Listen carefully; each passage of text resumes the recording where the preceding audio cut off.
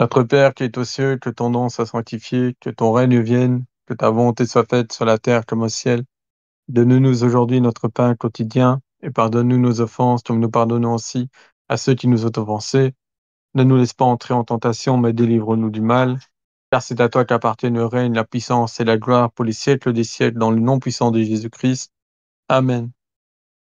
Père éternel, nous te prions dans notre Seigneur et Sauveur Jésus que lors de cette lecture, tu nous donnes l'effusion du Saint-Esprit, tu nous donnes les dons de l'Esprit Saint pour comprendre ta parole, pour en sortir exhortés. Que les paroles qu'on va lire, Seigneur, que l'Écriture va venir changer notre cœur, tu vas nous rendre conformes à ton image, à ta ressemblance. Que nous ne lisons pas la Bible uniquement pour lire, mais pour être transformés, pour être semblables à toi. Je te remercie d'avance, Seigneur, de ce que tu vas planter dans notre cœur, du changement que tu vas opérer et de ce changement radical au niveau des péchés que tu vas éteindre par la lecture de ta parole. En ton nom, Seigneur Jésus. Ainsi j'ai prié. Amen. Donc, Luc 13, verset 1. En ce temps-là, quelques personnes vinrent lui raconter ce qui était arrivé à des Galiléens dont Pilate avait mêlé le sang avec celui de leur sacrifice.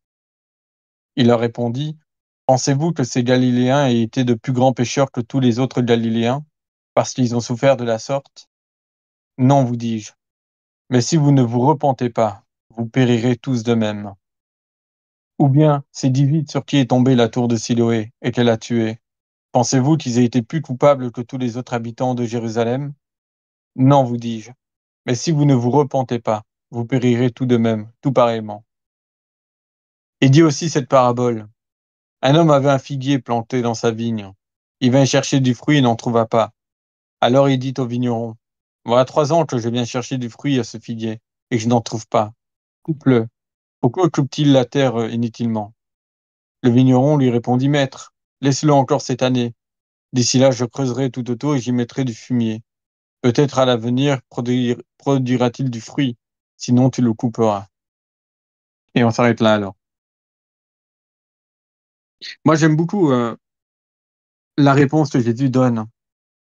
On a des personnes qui viennent raconter à Jésus que Pilate, il a fait mourir des Galiléens. Et Jésus, il va leur dire, mais ces Galiléens qui sont morts, ce n'est pas parce qu'ils étaient beaucoup plus pécheurs que vous qu'il leur est arrivé un tel malheur. Ceux qui sont morts écrasés sur la tour de Siloé, ils n'étaient pas plus pécheurs que vous pour qu'ils soient morts ainsi. Et ça, en fait, c'est toute une philosophie parce que des fois, inconsciemment, peut-être pas pour nous, mais à cette époque, en tout cas, ça l'était fortement. Ils avaient toujours l'impression que lorsqu'il y avait un malheur qui s'abattait dans la vie de quelqu'un, que ce soit une maladie, que ce soit une infirmité ou que ce soit une mort soudaine, que c'était un châtiment de Dieu. Et du coup, les gens qui ne subissaient pas ce châtiment-là, eh ben, ils avaient l'impression qu'ils étaient beaucoup moins pécheurs que les autres. On le voit, par exemple, plein de fois dans les évangiles, quand quelqu'un est frappé de cécité ou d'aveuglement, ou qui ne peut pas voir, ou des choses comme ça, qui ne peut pas entendre ou parler, du mutisme, etc. Dans la conception pharisianite, c'était souvent lié à un péché. Il était, euh, il était considéré comme un pécheur, il avait été frappé par Dieu, soit c'était ses parents, soit c'était lui qui avait péché, mais en tout cas, il y avait une malédiction sur eux. Et donc, la mort ici des Galiléens qui ont été frappés par Pilate ou ceux qui ont été écrasés sur la tour de Siloé, dans l'esprit collectif, c'était que certainement ils avaient commis d'énormes péchés pour que Dieu fasse rétribution de cette manière-là. Donc pour eux, il y avait toujours ce système que c'est Dieu qui fasse vengeance. C'est Dieu qui fait vengeance, soit par la maladie, ou soit par la mort soudaine, ou des choses comme ça. Mais Jésus fait comprendre que ces fléaux qui ont frappé, si ces fléaux ne vous ont pas frappé vous, c'est pas parce que vous êtes beaucoup plus méritant qu'eux, c'est pas parce que vous avez moins péché.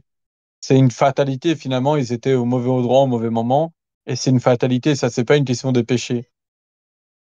Et pour nous aussi, c'est pareil. Des fois, euh, il y a par exemple, et ça, c'est un truc que je vais dire, et c'est un truc que des fois, on fait pas attention à ça, mais c'est des choses qui nous condamnent.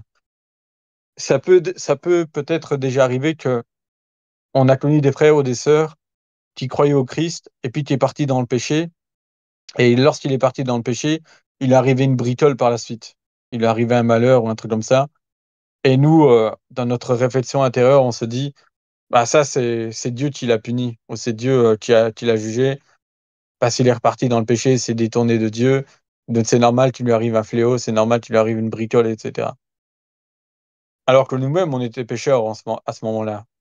Mais comme on s'estimait moins pécheur que la personne qui s'était détournée à ce moment-là, eh ben, du coup, on approuvait d'une certaine manière le malheur qui lui est arrivé à cause du fait qu'il s'est détourné de Jésus ou un truc comme ça. Mm. Bah, cette parole de Jésus ici vient prouver tout le contraire.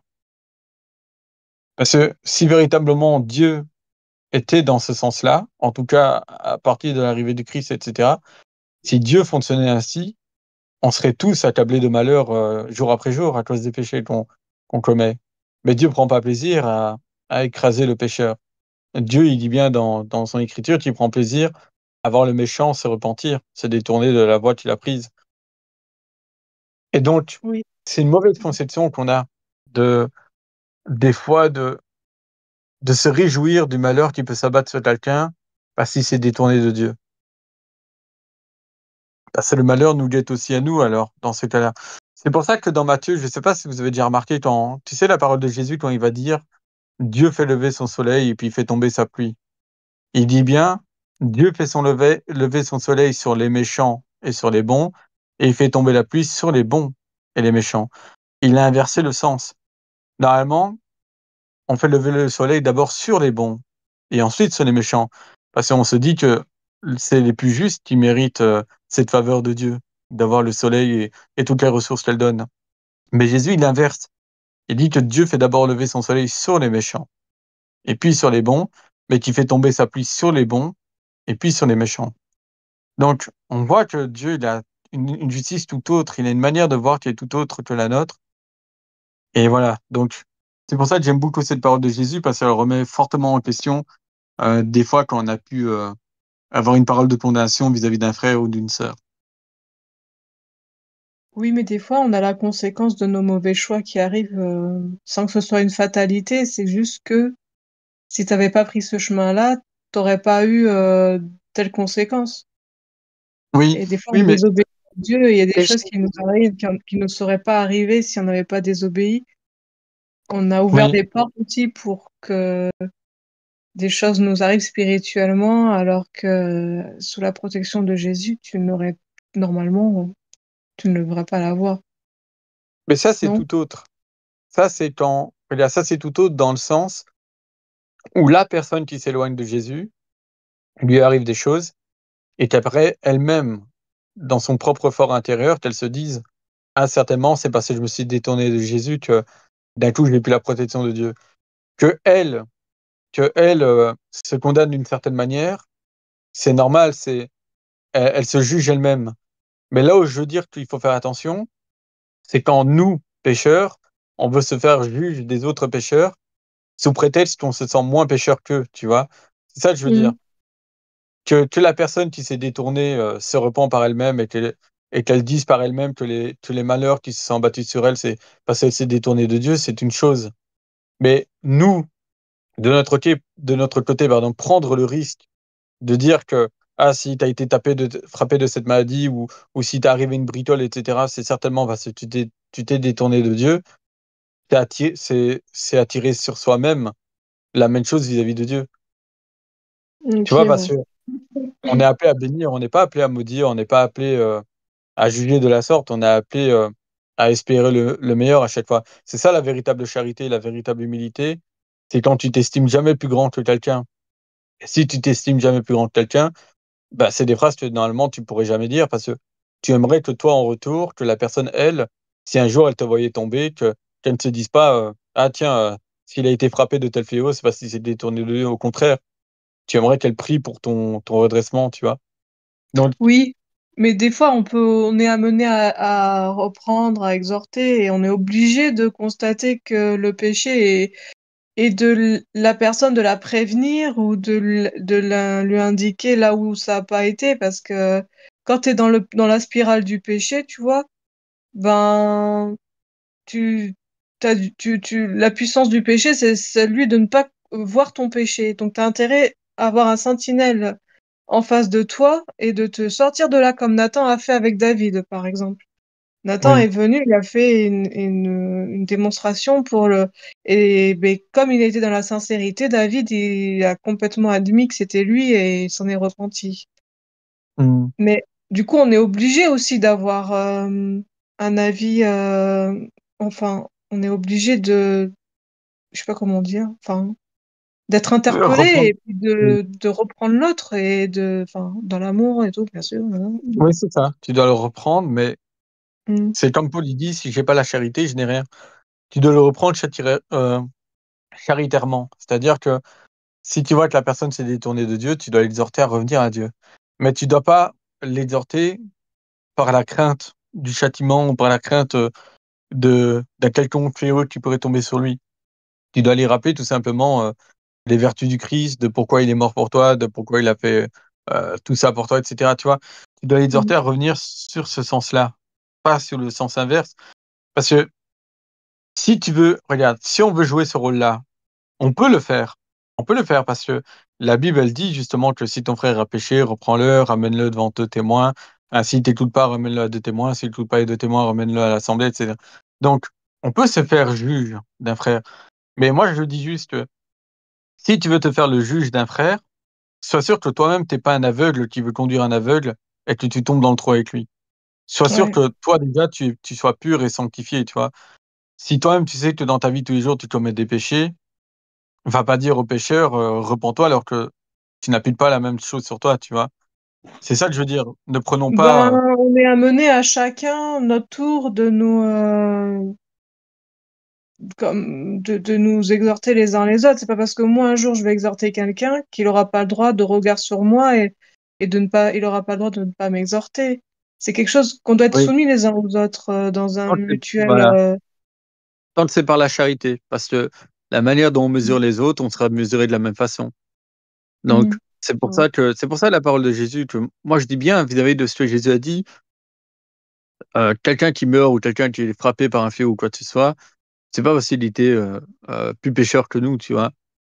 Oui, par Mais contre, faut vraiment, oui, s'avancer en disant, moi-même, je n'ai, avec toute l'humilité et tout, enfin, ouais, voilà. c'est sûr. C'est Mais c'est comme vrai que des fois, il y a un réflexe intérieur de la chair qui, tu sais, ça trace, tu sais, quand il arrive des hmm, calamités à quelqu'un, c'est horrible parce que de nous, on se dit: «Ah, c'est pas moi que c'est arrivé, ouf» ou ouais, c'est c'est terrible, ouais. c'est un peu comme je me souviens, bon, Cham, il va certainement se rappeler. Cham, il avait dit un jour, parce que tu vois, quand tu es dans les discussions euh, interreligieux, mais je parle bien au sein du christianisme, c'est-à-dire entre dénominations. Quand tu vas discuter avec un catho ou un ortho ou un témoin de Jéhovah ou peu importe. Tu sais, ce qui revient la plupart des fois, c'est que l'ortho peut dire aux protestants, tu es en dehors de l'église, si tu meurs, c'est l'enfer pour toi. Et le protestant peut dire à l'ortho, toi, si tu continues dans le fait de vénérer des statues ou de vénérer Marie ou peu importe, c'est l'enfer pour toi. Ben, Cham, il avait dit un jour, et moi, c'est quelque chose que je suis tout à fait d'accord. Prendre le risque de dire, par exemple, à quiconque que si tu ne crois pas en telle chose, tu vas certainement finir en enfer, c'est prendre un risque sur toi-même, que toi-même tu puisses finir en enfer, parce que tu penses être plus dans la vérité que l'autre, l'autre pense être plus dans la vérité que toi, et du coup là, on est tous les deux dans une position où bah, finalement, c'est moi qui ai le plus de vérité. Et donc là, c'est uniquement par orgueil, du coup. Il n'y a plus aucune charité, plus aucune humilité. Et c'est pareil, donc, vis-à-vis de ce que je disais, on a ces mêmes pensées quand quelqu'un s'est frappé par Dieu ou un truc comme ça, enfin, qu'on estime qu'il s'est fait frapper par Dieu. Des fois, c'est même pas Dieu qui frappe. Des fois, c'est les circonstances de la vie. Des fois, c'est les aléas ou des choses comme ça, tu vois. Mmh.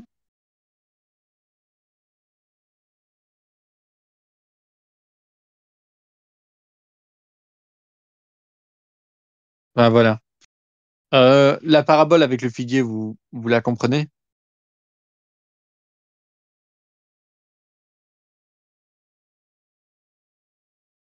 Ben, on peut comprendre que Jésus est radical. C'est Oui. un peu l'histoire des talents, si tu n'utilises pas tes talents, si tu ne produis pas de fruits, Mhm. Donc il rabote. Ouais, c'est ça. Ok, donc la parabole du figuier, on comprend. Le figuier représente un homme. Le vigneron, c'est l'ange qui l'accompagne dans cette parabole-là. Et le maître, c'est celui qui en demande des comptes, c'est-à-dire c'est le Seigneur Jésus. Le, l'ange ici doit transmettre en fait ce que l'arbre fait, donc ce que le figuier fait. Et donc le maître constate que le figuier, donc cet homme, n'a jamais donné du fruit. Là, c'est une terre fertile, elle ne produit rien. C'est-à-dire que soit il est paresseux, soit il est dans l'iniquité, etc. Mais en tout cas, il ne produit rien pour le royaume des cieux. Et donc, le maître estime qu'il occupe de la place inutilement. C'est-à-dire que sa vie sur Terre n'a pas de sens. Ça sert à rien pour lui de rester en vie sur Terre si il ne produit pas de fruits, etc. Il occupe de la place inutilement. Mais l'ange intercède. Il dit non, non, laisse-lui encore un peu plus de temps. Et moi, j'y mettrai du fumier. Donc, il va faire en sorte que par des choses de la vie, que la personne puisse revenir à la repentance comme un dernier recours, tu vois. Mais si malgré ce dernier recours, la personne ne change pas, eh ben là, il sera coupé, jeté au feu. Donc, c'est vis-à-vis du jugement, hein, de la fin des temps. C'est que on se rend pas compte, mais par exemple, imaginons c'est une supposition, hein, je l'espère pour personne, mais dans la supposition où on se détournerait de Dieu à un moment donné et que on reviendrait pas à lui, ou dans la supposition qu'on croit mais qu'on produit pas de fruits, eh ben Dieu à la fin des temps, lui, il nous montrera toutes les fois où il nous a envoyé des appels, toutes les fois où il a fait en sorte qu'on se détourne de la voie du péché ou qu'on se détourne de la paresse et qu'on retourne à lui. Et là, on sera condamné sur ces choses-là. C'est ces choses-là qui seront retenues contre nous, cette paresse spirituelle et tout. Ouais.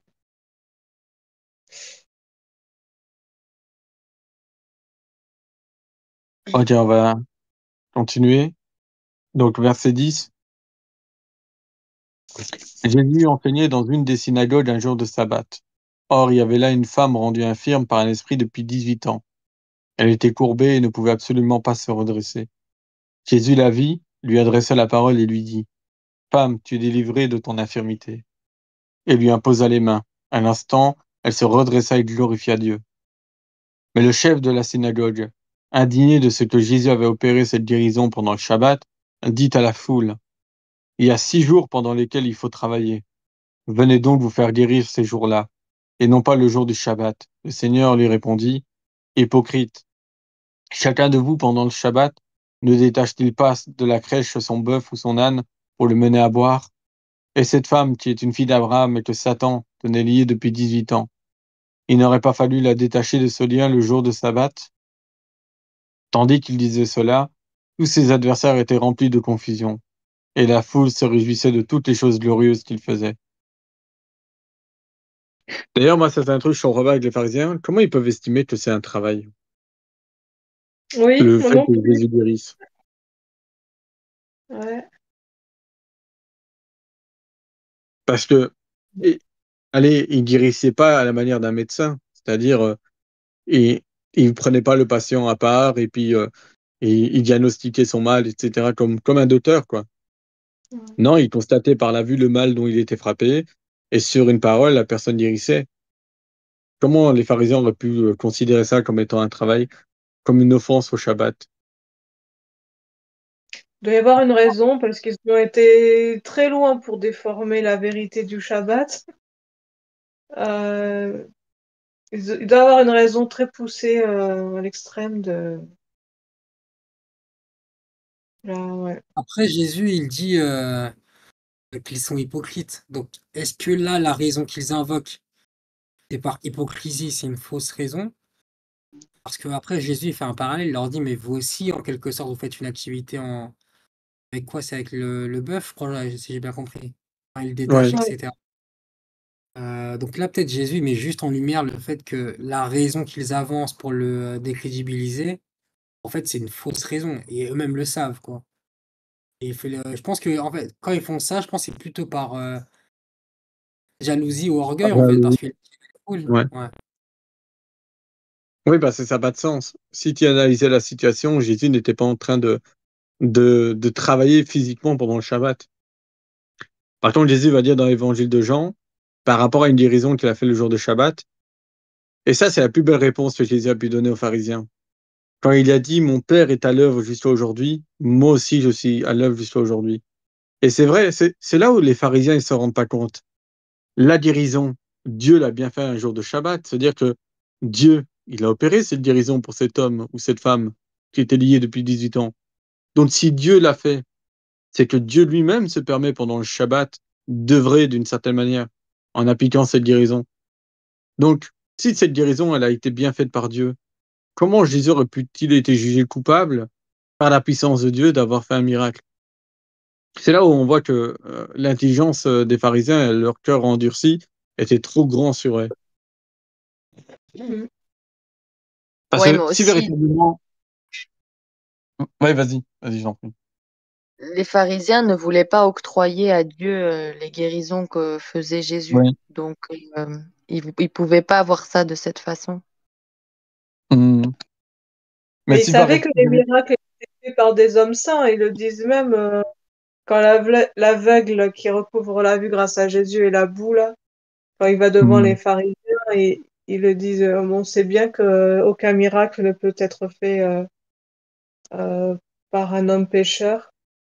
Oui. Ouais, mais il accuse aussi de sorcellerie, hein. En fait, Jésus, quand on regarde un peu dans le Talmud, ce qu'il est accusé, il est accusé il y a deux versions. Il y a des Juifs qui vont te dire que Jésus il est parti dans le temple pour prendre le nom de Dieu, le nom qu'ils ont plus aujourd'hui, mais qu'apparemment c'était dans le temple à l'époque, et qu'avec ce nom-là, il aurait pu faire maintenant des miracles, etc. Et qu'en gros, il a utilisé le nom de Dieu pour faire des miracles. Mais une fois, j'avais conversé avec un juif par rapport à ça, et j'avais demandé, ben, j'ai dit, mais attends, si c'était si simple, s'il fallait juste prendre le nom de Dieu pour faire des miracles, des Jésus, on aurait vu des milliers alors en Israël. Tout le monde passait dans le temple. Donc tout le monde aurait pu se dire, par convoitise, j'ai utilisé le nom de Dieu. C'est pas si simple. Il m'a dit, non, non, effectivement, il dit, euh, pour pouvoir utiliser le nom de Dieu comme Jésus l'aurait fait, c'est-à-dire parce qu'il reconnaît qu'il a fait des miracles, mais par sorcellerie, etc.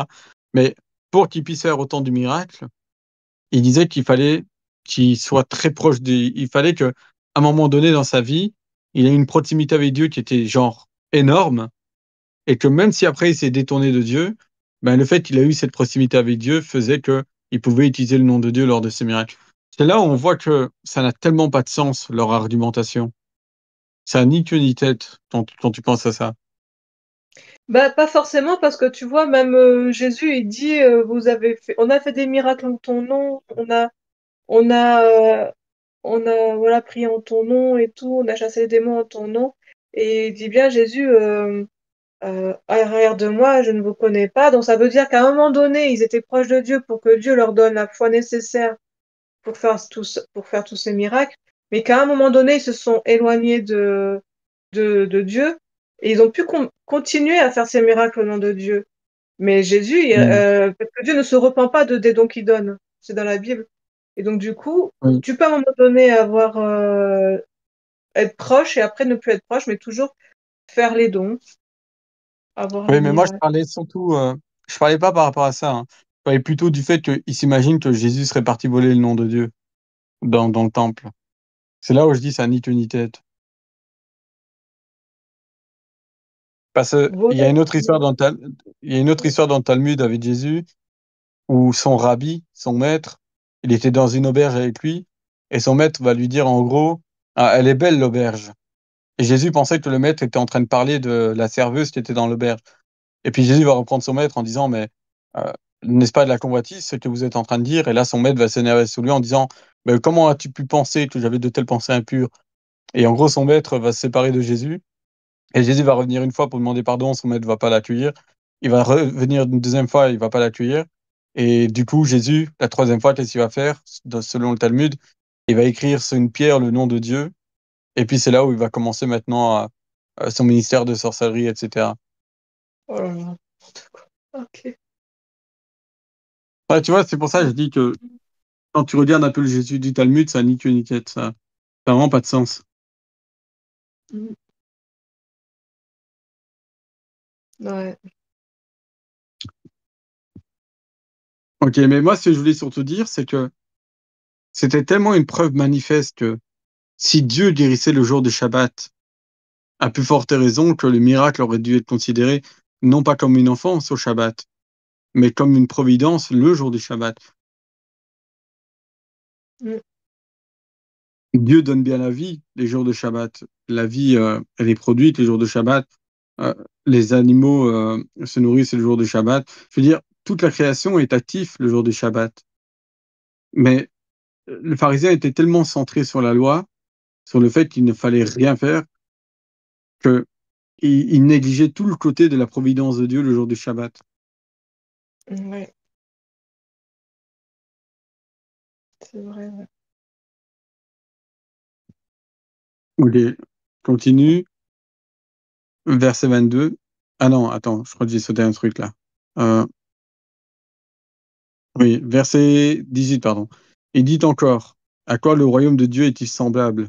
Et à quoi le comparerai-je? Il est semblable à un grain de moutarde qu'un homme a pris et jeté dans son jardin. Il pousse, devient un arbre, pardon, et les oiseaux du ciel habitent dans ses branches. Et il dit encore, à quoi comparerai-je le royaume de Dieu? Il est semblable à du levain qu'une femme a pris et introduit dans 3 mesures de farine, jusqu'à ce que la pâte soit toute levée. Voilà, c'est des paraboles qu'on comprend tous, hein. Je pense pas qu'il y a Mm. besoin de... Alors, sauf Je continue. que moi, j'ai pas compris. Je comprends pas en fait quand il compare à du levain. Bah, le levain, si tu veux, c'est ce qui fait gonfler toute la pâte. C'est ce qui fait Oui, gonfler le pain. Et donc, tu vois, généralement, tu vas mettre énormément de farine, mais il te suffit de peu de levain pour faire gonfler toute la pâte. Et donc, ce levain, ça représente la graine que Dieu a mis dans notre cœur. C'est un peu avec la parabole du semeur. Cette graine qui est plantée, eh ben, si cette graine, elle est plantée dans une bonne terre, eh ben, cette graine qui est si petite en taille, d'un coup, elle se transforme en arbre qui produit des fruits. Ben, c'est le même exemple.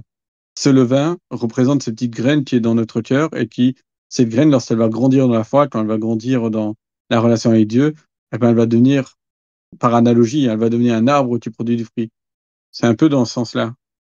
mm, C'est pour ça que Jésus ok. disait toujours, méfiez-vous du levain des pharisiens. Parce qu'un peu de levain fait lever toute la pâte. Ça veut dire que si quelqu'un te donne ne serait-ce qu'un peu de levain qui est mauvais, ben ce peu de levain déjà peut te rendre mauvais. D'accord. Tu construis sur les mauvaises fondations Ouais. et tout est pourri. Ouais. Verset 22. Jésus traversait les villes et les villages, et l'enseignant en faisant route vers Jérusalem. Quelqu'un lui dit, Seigneur, n'y a-t-il que peu de gens qui soient sauvés? Et il leur répondit, efforcez-vous d'entrer par la porte étroite, car je vous le dis, beaucoup chercheront à entrer et n'en seront pas capables. Quand le maître de maison se sera levé et aura fermé la porte, et que resté dehors, vous commencerez à frapper la porte et à dire, Seigneur, ouvre-nous, il vous répondra, je ne sais pas d'où vous êtes. Alors vous commencerez à dire, nous avons mangé et bu devant toi, et tu as enseigné dans nos rues. Et il vous répondra en disant, je ne sais pas d'où vous êtes. Éloignez-vous de moi, vous tous qui commettez l'injustice. Il y aura là des pleurs et des grincements de dents, quand vous verrez Abraham, Isaac et Jacob et tous les prophètes dans le royaume de Dieu, et que vous serez jetés dehors. Il en viendra de l'Orient et de l'Occident, du Nord et du Midi, et ils se mettront à table dans le royaume de Dieu. Et voici, il y a des derniers qui seront premiers, et des premiers qui seront derniers.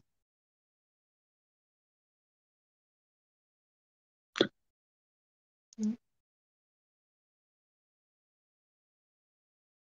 Comme ça, parce que des fois, on a l'impression que ça ne nous concerne pas, mais chaque jour, on est dans ce truc-là, hein. Si, si on n'arrive pas à, comment dire, si on a des péchés récurrents, on n'arrive pas à se séparer par pur désir ou par passion,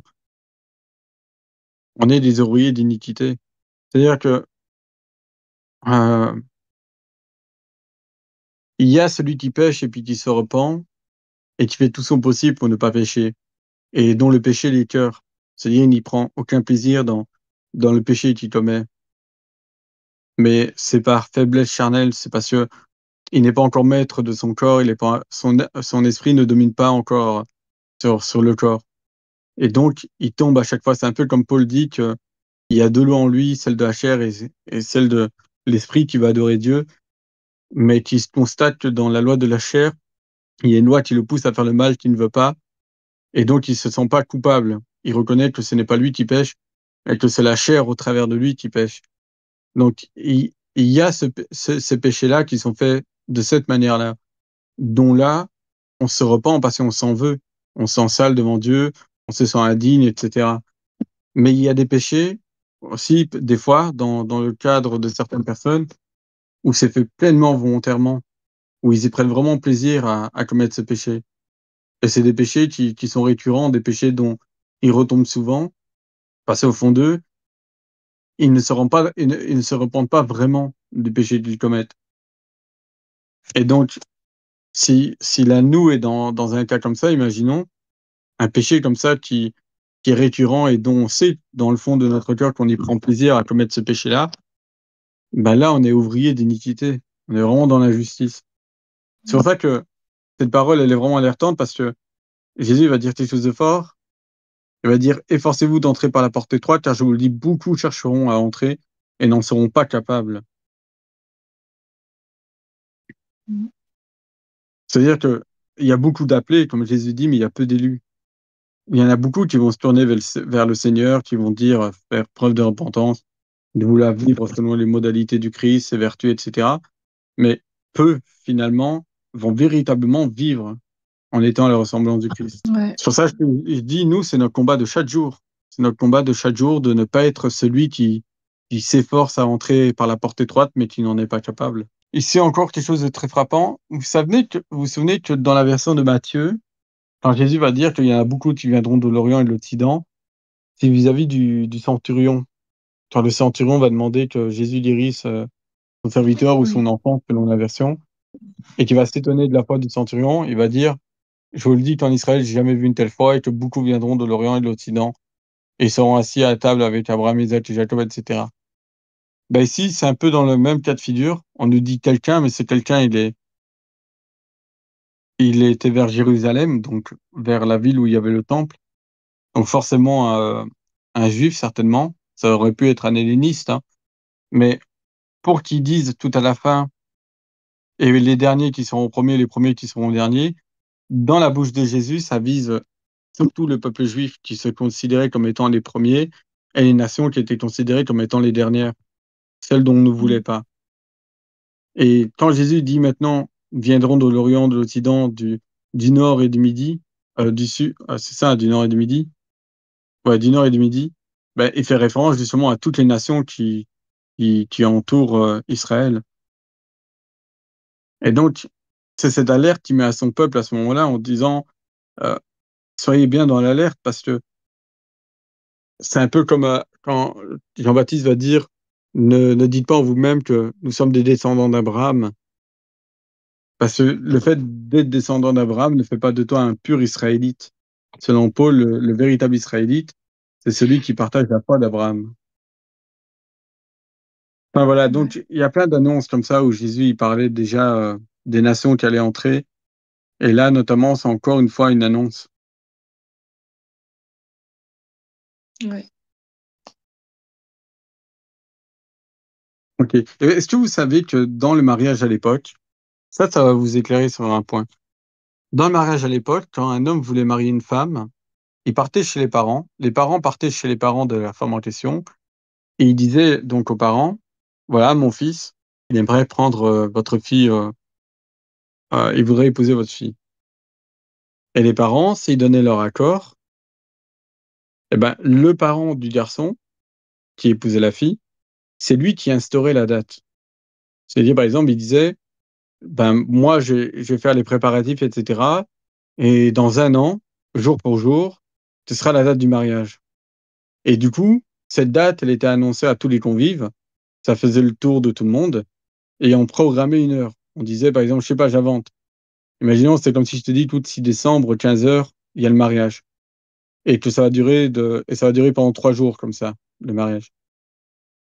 Eh ben, si tu veux, à cette époque-là, la tradition était que si tu venais le 6 décembre, avant 15h, les portes étaient ouvertes.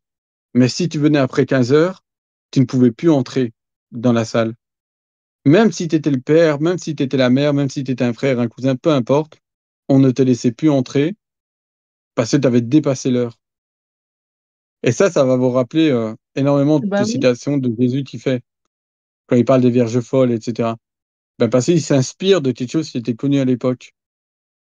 je savais pas ça. D'accord. Et donc, c'est la même image pour nous. C'est-à-dire que si on manque l'appel avec Jésus, c'est-à-dire le jour où il revient, qu'on n'est pas prêt, eh ben, ce sera comme cette heure de mariage où on sera arrivé en retard. Et donc, les portes seront fermées. C'est pour ça que Jésus dit que les portes se refermeront et que vous taperez sur la porte et qu'on ne vous laissera pas entrer et qu'on dira, je ne vous ai jamais connu. Ça fait justement, D'accord. parce que Jésus, il parle justement de ces noces qu'il doit avoir dans le royaume des cieux. Et donc, ça représente ce mariage. Et donc, il donne une image qui était de leur époque par rapport au mariage. Parce que les mariages se passaient de la même façon. Ah Mm. oui. C'est très intéressant. Ouais, c'est clair. On comprend mieux. Et c'est pour ça qu'il fait pas une réponse du genre, parce que tu vois, le gars lui demande, Seigneur, n'y a-t-il que peu de gens qui soient sauvés? Et il dit pas oui, il dit pas non. Il Hmm. dit, efforcez-vous d'entrer. Il faut en fait être sauvé à temps, en fait. Il parle plutôt Oui, d'être prêt à temps plutôt que de quantité, quoi. Efforcez-vous oui, d'entrer par la porte étroite, car je vous le dis, beaucoup chercheront à entrer et ne pourront pas, bah, du fait qu'ils soient réveillés trop tard, quoi. voilà. Et tu vois bien les vierges folles dans la parabole des vierges folles. Les vierges, elles arrivent juste devant la porte, mais elles sont arrivées trop tard, les saintes vierges folles. Tandis que Ouais. les saintes vierges pures, elles y sont entrées. Pourquoi? Parce qu'elles n'étaient pas en retard. Et donc, comme les vierges folles sont arrivées en retard pour les noces, il ne leur aurait plus été permis de rentrer. Et donc, tu vois, c'est vraiment le même cas que le mariage à l'époque. T'imagines, même Mm. si c'était le père du garçon et qu'il arrivait à 15h01, la tradition exigeait qu'il ne pouvait plus entrer. Il était en retard. C'est c'est qu'il y avait négligence, quoi. Et la Voilà. négligence, Parce ça, que tu avais toute la date que le père avait fixée pour te préparer pour ce jour-là. Donc, tu ne pouvais pas arriver en retard. voilà, c'était très. Eh ben, avec le Christ, c'est pareil. On a tout le temps de notre vie, enfin, tout le temps où on respire pour se préparer à son avènement ou pour être prêt le jour où on va quitter ce corps, d'être devant lui, de pouvoir être sauvé. Mais si on manque à l'appel et si on est en retard, un peu dans la même image, bah, les portes seront fermées devant nous. Mm. Ouais. Mais ouais, c'est des choses qui sont chouettes à connaître pour mieux comprendre du coup les paroles du Ouais. Christ. Ah bah oui. Ah, on manque tout un pan du message, hein, si on a. C'est très intéressant. Ouais. Ok, je continue, verset 31, comme ça on finit sur ce dernier paragraphe. À ce moment-là, quelques pharisiens vinrent lui dire, Va-t'en, pars d'ici, car Hérode veut te tuer. Il leur dit, Allez dire à ce renard, Voici, je chasse les démons et j'accomplis des guérisons aujourd'hui et demain, et le troisième jour, ce sera pour moi l'achèvement. Mais il faut que je marche aujourd'hui, demain et le jour suivant, car il ne convient pas qu'un prophète périsse hors de Jérusalem. Et Jérusalem, Jérusalem, qui tue les prophètes et qui lapide ceux qui te sont envoyés. Combien de fois ai-je voulu rassembler tes enfants comme une poule rassemble sa couvée sous ses ailes, et vous ne l'avez pas voulu. Voici votre maison vous sera laissée, voici votre maison vous sera laissée, mais je vous le dis, vous ne me verrez plus jusqu'à ce que vous disiez, et béni soit celui qui vient au nom du Seigneur. Et ça s'arrête ici. Mm. Ici, il y a l'un des plus grands arguments aussi pour prouver que Jésus est Dieu. Alors, laisse-moi chercher.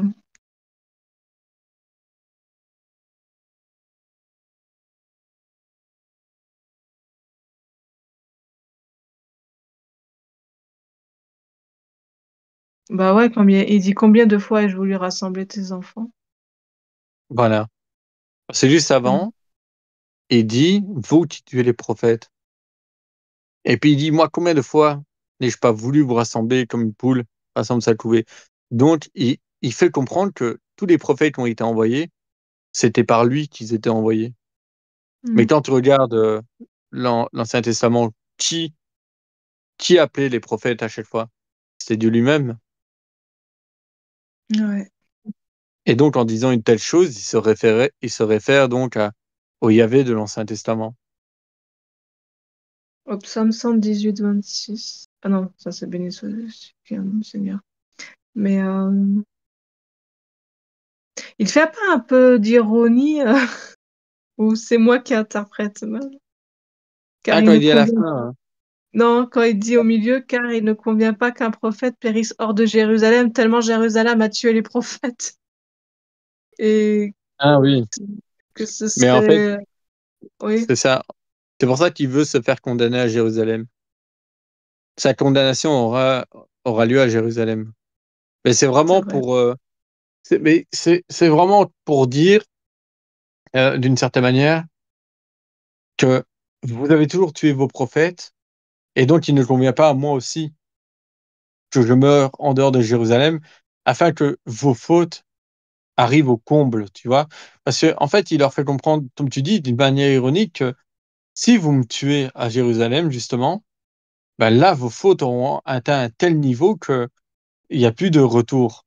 Parce que vous aurez vraiment tué tous les prophètes, et vous aurez même rejeté le Messie, vous l'aurez tué, vous aurez fait pareil comme avant. Et donc, comme tu dis, il y a cette ironie, mais Jésus devait aussi mourir à Jérusalem, justement pour que le niveau des fautes d'Israël atteint le comble, et qu'à cause qu'ils ont commis cette faute-là en plus, eh ben, Dieu maintenant peut se tourner vers les nations.